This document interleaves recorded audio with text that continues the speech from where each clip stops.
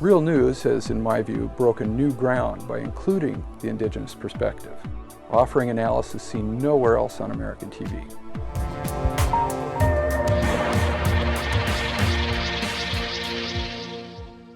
The Iraqi Parliament will meet over the weekend to determine whether or not they will accept the newest U.S. draft of the Status of Forces Agreement, or SOFA as it's known.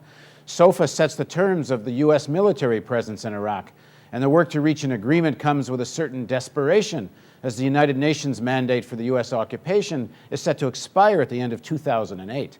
The new draft stipulates a withdrawal from all Iraqi cities by June of 2009, a full withdrawal of U.S. forces by the end of 2011, and Iraqi President al-Maliki has assured other Arab leaders that it prohibits the U.S. from using Iraq as a launchpad to attack its neighbors, an issue made prominent by the recent U.S. attack inside Syria.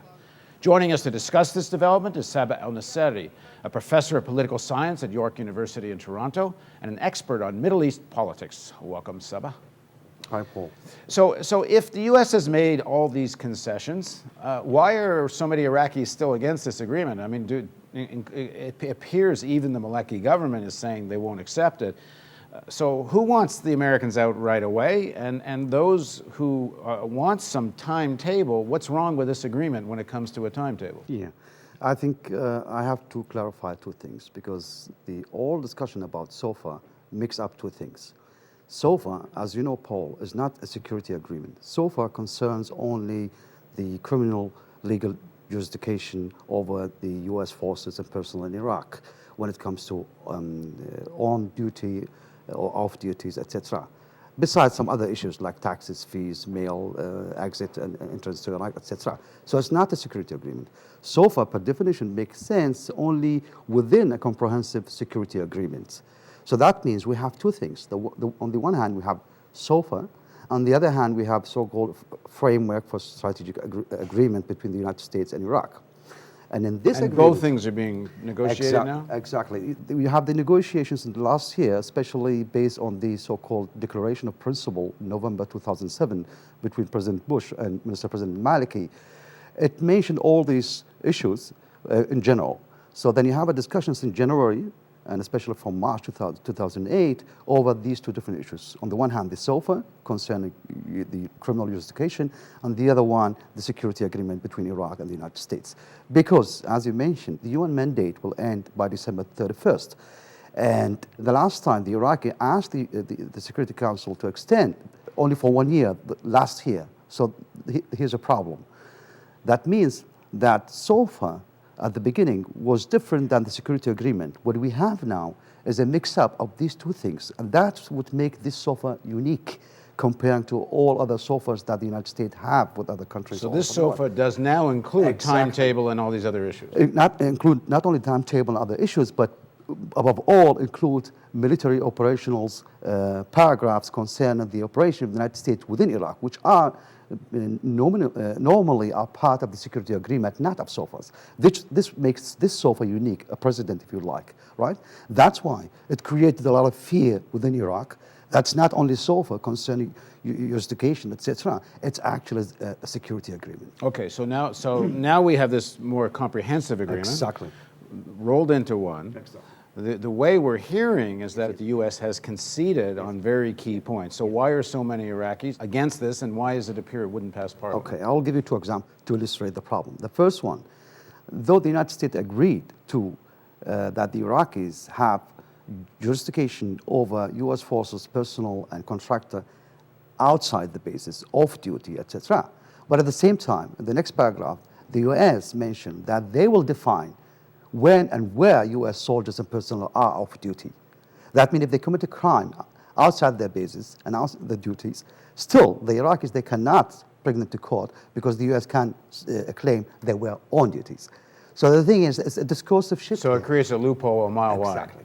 It's a discursive shift, but not actually clarifying things like in black-white scenario. So just to be clear so everybody understands, this American soldier is off base, off duty, commits a crime, what jurisdiction, and the Iraqis are saying it should be Iraqi jurisdiction, and it appears like this agreement doesn't really solve that. Now, does this also include places or organizations like Blackwater and these other kinds? That's the issue. There's a new modification here. At the beginning, the U.S. personnel was defined not only as civilian personnel of the defense ministry, but also contractor to the United States.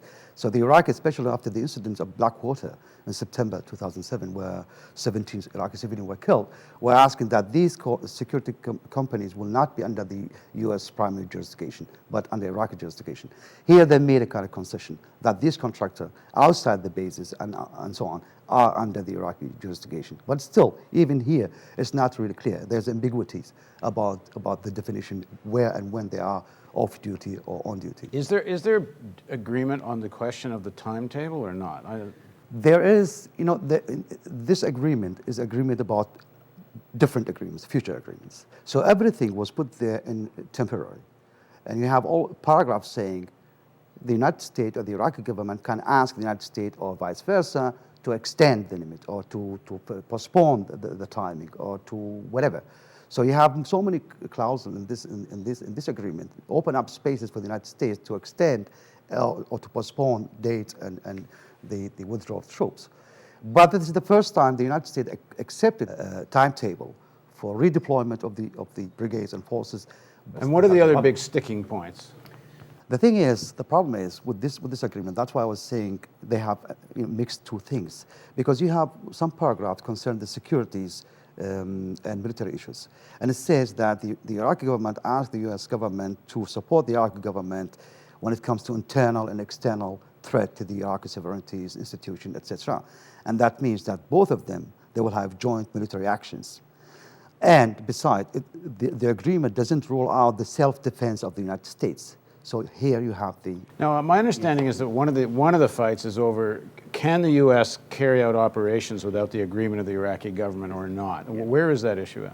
Well, the thing is, the example I'm giving now is that if the self-defense of the U.S. is ruled out from the agreement, that the United States has the right to self-defense, so you know what does it mean? It's open up all the spaces for the United States to claim that we're attacked by Syrian or Iranian, whatever, and use this as a self-defense, just like they did. But if there's going to be an operation, the U.S. says, okay, we're sending some troops to Basra, do they have to get Iraqi government sign-off before they do it? They create so-called, they want to create so-called joint committees between U.S. and Iraqis military, but also not only in the military level, but also on the ministerial level, to create joint committees to organize, regulate all these kind of operations.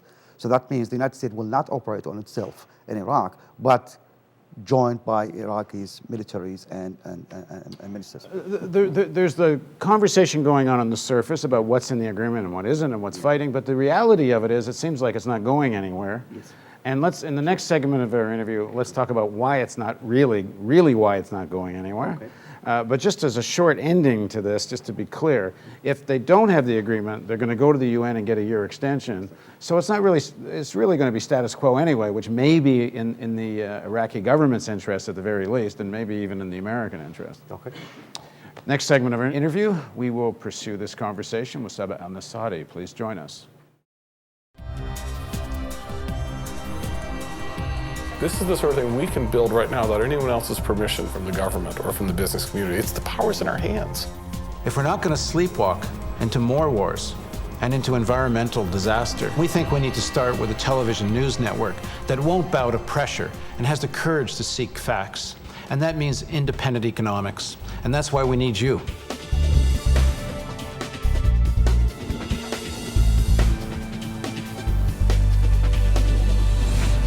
Real hope means facing a complex reality. Your tax-deductible donation makes it possible. Please contribute. Visit therealnews.com.